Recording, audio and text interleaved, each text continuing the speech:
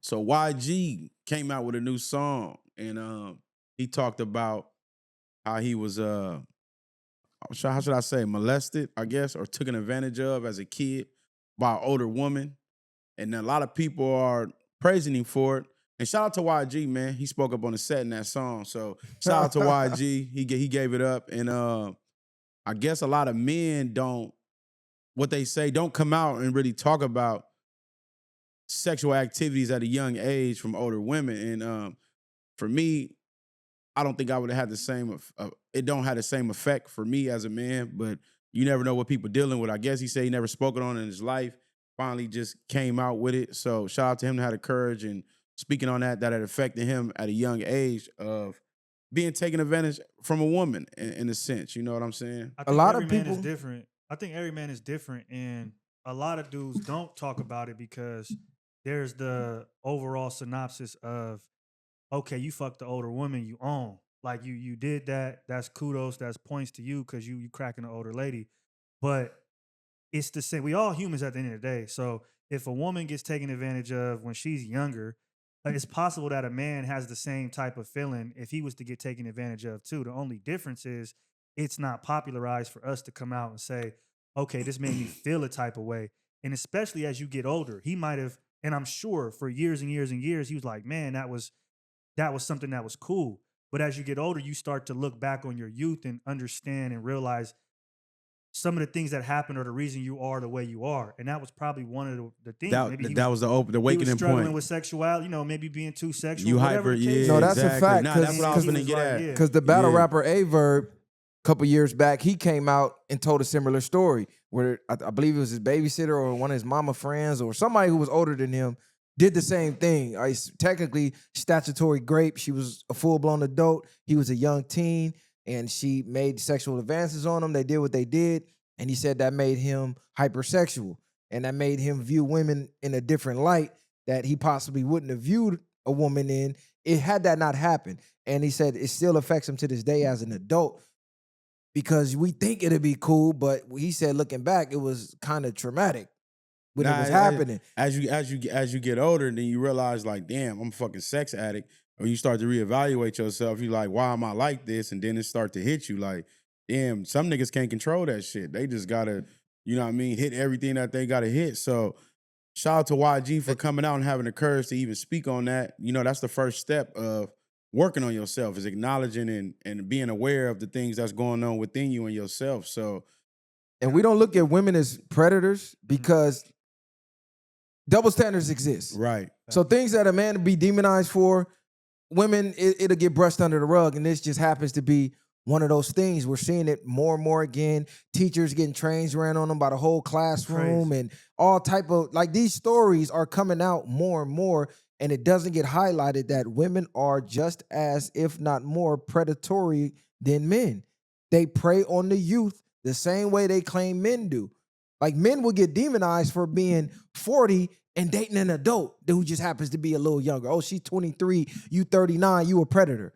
But then a woman could turn around and be 40, get a train ran on her by some 13-year-olds, and then everybody is stitchless. She still got her groove back. Yeah, Stella getting her groove back. So this shit happens a lot, and it affects men in a different type of way than we would expect. Because as grown men, we look back and go, damn, when I was a teen, I wish that would have happened to me.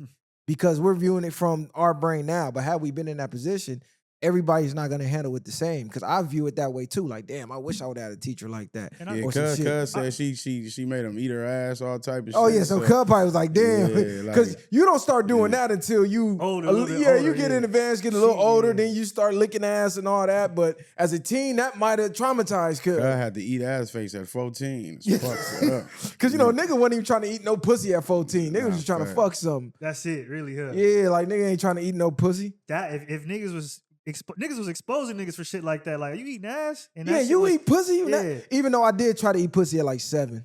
So Well, that's one of my 7 is crazy. experiences, cuz. Like, that's one of my earliest memories. Yeah, I seen Jonathan Majors come out and talk about it too. He was assaulted by a babysitter when he was a kid. So it seems like as time goes on, more men are becoming comfortable enough talking about it. And they should. If that's something that you feel is traumatic, then you should definitely go ahead and get that off your chest. so you could heal from it, you know? Yeah, because when I think back, it was more like older homies and shit trying to make you a man, trying to have you lose your virginity early. That's how that type of situation happened. I remember older homies like, yeah, watch this and turn a porn on. That was my first introduction to porn. Was an older nigga like, yeah, this how you feel me? Talking about this, do y'all think, like, what age do you think is too young to lose your virginity? Because I know we was 14, 15, some niggas was 13. Like, I Niggas was 12. already hit something. Yeah. So it's like, is that too young to be fucking? This is the thing. When I look at kids now, I think about when I was a kid. Like they gonna think I'm capping. I was like 9, trying to fuck, trying to put the gummy worm in the you know your parents. Dude might have a daughter. She come over, y'all in there playing house. That's true. You know what I'm saying? And you go from dry humping to trying to, like, nigga shit wasn't even getting up yet. Like nigga like 7, like trying to do some shit. So I'm thinking, because it might have fucked the nigga up. It might have made a nigga hypersexual. Now that I'm thinking about it. I just don't know, but it was natural. Nobody taught me though. Exactly, because also we're kind of leaving out the fact of, like, when you're young, you're just experimenting what's going on. Like, you've seen or heard, or you have these feelings that you can't necessarily explain, but you know to a certain degree the act of what it is, but you don't necessarily understand like what to do all the way. So in a way, it's a natural thing for you to try it, I guess. But then it's like, at what age is it appropriate? Because I can't say really an age that's appropriate. I'm gonna just leave it as whatever they think. But They put me in that trick bag, huh? nah, because you can't really say that because it's different for every man. But yeah. like, even when we talk about being hypersexual, it's like some people are wired different. Like, I naturally have a lot of fucking energy. Like, I just think it's about being able to control yourself at the end of the day. You know what I'm saying? Because you can have a feeling of seeing something and be like, damn, I want to hit that, versus just like the temptation of seeing something and just like getting that feeling and then just let the feeling go away, and you control yourself as far as not trying to hit everything. So I think it's just what you put that energy into at a certain point, because it could become a superpower. They have a thing called sex transmutation, where you turn that sexual energy into creative energy, whether you're in the gym, whether you're doing music, whether you're creating something, or putting that energy into something else. And I think that's where people don't understand, of channeling that energy instead of having to release semen, thinking you have to do that. That's why you had these niggas. They had that nigga on the internet talking about he killed himself jacking off fucking 1,000 times or some crazy shit. Like, Yeah, that puts you in a depressive mind state. Yeah. Because that's your life force. So you're talking like semen retention, where Right. you withhold from releasing that energy, and then that'll give you energy to go, let's say, complete a project. Maybe you've been bullshitting on redecorating the garage, and now when you're not releasing, because that naturally puts you in a relaxed state and it makes you not want to do anything. Now you got that built up. That'll have you have your attention span more clear, your mind more clear, because we don't talk about battling lust enough as men. That is one of the most difficult monsters, demons to conquer. I battled that shit my whole life, because I'm one of them niggas. Everything I see, I had to hit. Bitch had a fat ass, I can't let it go by. Homies might let it go by. I'm the nigga like, nah, I'm trying to 3 in a day type shit. Like, I'm trying to do that every day. I remember when I was young and didn't really know my purpose yet. My purpose was to go smack something every day. I'm trying to hit something every day. That nigga's a homies wild boy.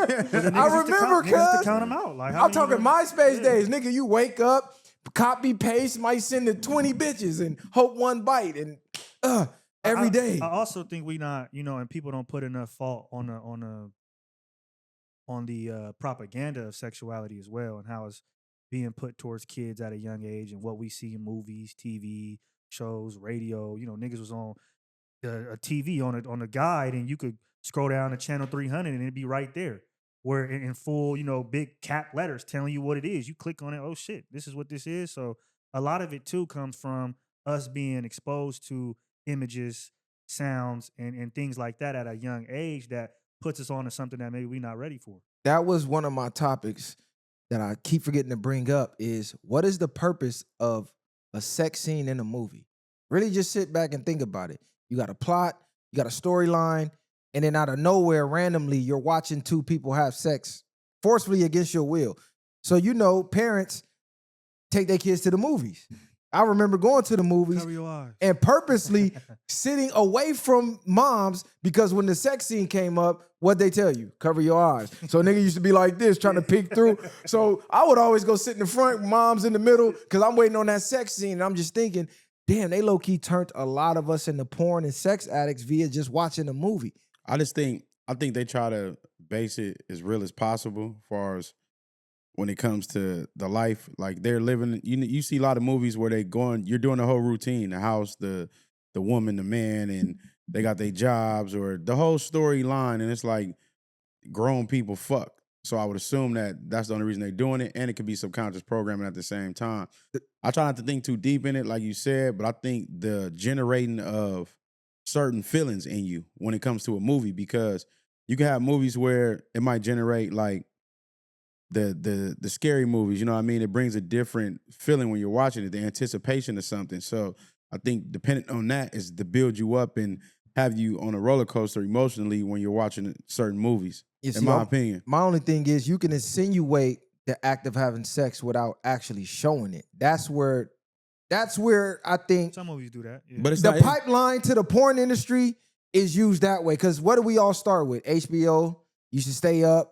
You used to watch the soft porn. Then you used to watch what? Real porn used to come on. And then for the old school, just before Kali time, when we had the black boxes, you know, you had the A side, the B side, where you take the cord and you switch it to the B side and it be static. And you're trying to watch the porn and it's staticky and you trying to get the scene. All my 80s babies, y'all know what I'm talking about. nigga, So, they had porn. the Spice Channel. No, they had porn booths when I was a kid, where you can go, like you can go inside, and I didn't know how these niggas was doing this, because I ain't even gonna lie, I went there before as a kid, the niggas like told us, come on a weekend, I'm gonna let y'all in. I'm just like, this shit is crazy. We hella young, probably like 6th grade or something, and they had porn booths, like, I'm like, niggas really use this shit? It's crazy. I'm assuming they had porn, and you had your own like cubicle. They still got them now. That's crazy work. They still got them a now. nigga goes somewhere to kill himself. Like,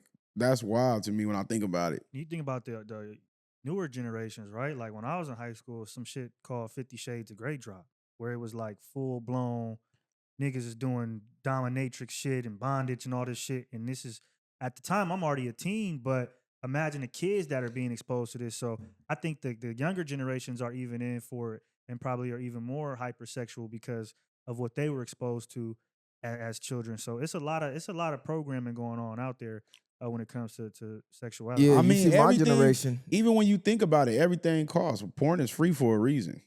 You just get online and go watch porn. Why you think that is? They want you to be hypersexual. That's what I'm saying. So they're introducing it via the movies, and then when you look, well, who owns Hollywood? Then you see who owns Hollywood. Then you take a look, who owns the porn industry? Once you realize it's the same fucking people, now that's when the light bulb starts to go off. And then you look at the effects of porn addiction and how it controls people. Now you like, damn, it's starting to all make sense. Because there's literally no reason for there to be a sex scene in a movie where you're watching them carry out the act. Because I come from the generation that we used to go to the video store, and we all know that section with the beads. And you wait till dudes stop looking at the back of the dip under the DVDs, beads, and then yeah. hey, get your little ass up out of Yeah, there. Yeah, that was my generation. That's So crazy. We for sure was running in there with the beads. it was way harder to get access to porn. And you wasn't even doing it with the beads. All you was doing is looking at the back of the goddamn covers. You got to realize, bro, kids are having porn addictions at like 7 now. Yeah. I'm not going to expose no names, but a lot of my personal friends have caught their kids watching porns at very young ages. And we have conversations about, damn, how do we deter this? Because they even put it in the kids' games. So a lot of the kids' games have porn ads. I remember my kid was playing a game, and it was a kid game. It was a real kid game. And then the ad popped up, and I walked by, and it was one of those porn ads snuck in the kids' games. So I'm like, what the fuck? They're trying to get the kids addicted to porn because now you have unlimited porn at your fingertips. It's crazy. Unlimited. Imagine what that's doing to your dopamine It's crazy that you receptors. say that too, because I remember DVDs where you can go to deleted scenes and it'd be the sex scenes. like that wasn't in the movie, and you can just watch them over and over. Like that shit is crazy. And it's Oh. crazy because and these porn companies have no accountability for that because of the terms and conditions. So it's like they can put the ads wherever and then put their hands up and go, oh, well, read these terms and conditions. This is what it is. And that's bullshit. Yeah, if I drain your life force, nigga, you gonna be useless, nigga. At that point, If you know anybody that has a sex addiction or porn addiction, I don't even know if you can say porn on YouTube. They usually have a lack of drive. They usually spiral. They usually unsuccessful. Story after story after story of guys spending their life savings, their family's life savings, literally destroying their entire lives behind pornography. We'd have had segments on this show about the dangers of it, about the effects on the human mind, how it, when they scan a brain of a porn addict and a drug addict, they see similarities as if this dude is on drugs. It literally drains your life force. And like I said, lust is one of those.